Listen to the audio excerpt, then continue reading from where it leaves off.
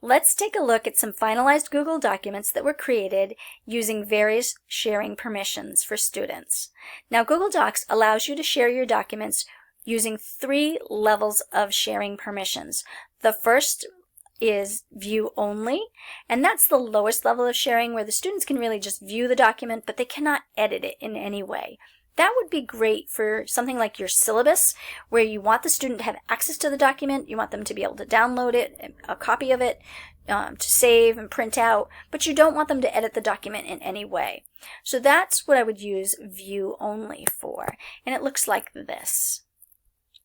And if you notice, this blue box here indicates to the student that this is a view-only mode, and they are not able to edit the text in any way. If they clicked within the space of the Google document here, they aren't able to add anything. It restricts editing.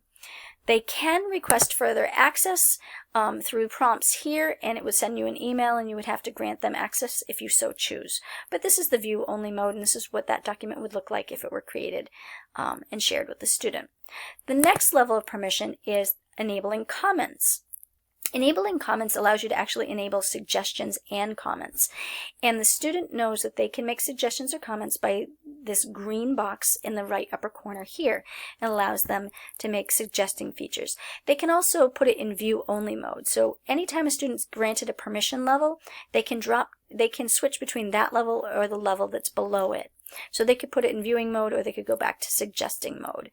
In suggesting mode, they're allowed to not permanently edit the text, but make suggestions. So here I deleted the word with, and it comes up with a suggestion to do that, and the owner of the document would either have to accept or reject that suggestion.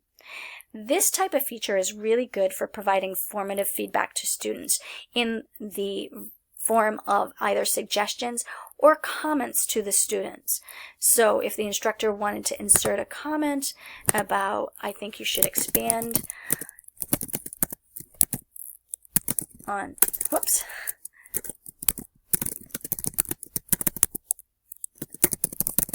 expand on that idea further, they could do that, and the student would know to then go dig deeper on that. So it's great for formative feedback and assessment. And so that's enabling comments. The last set of permissions is to allow students to edit the document. This gives students full access to the Google Doc itself, just as you would have as the creator of the document. You are still the owner, but they have all the permissions to edit and share the document as you would as the owner. And they can also switch between editing, suggesting, or viewing mode because they have that highest level of permission. And they know they have editing capability because it's listed in the right upper corner here, and that's what it would look like to your student.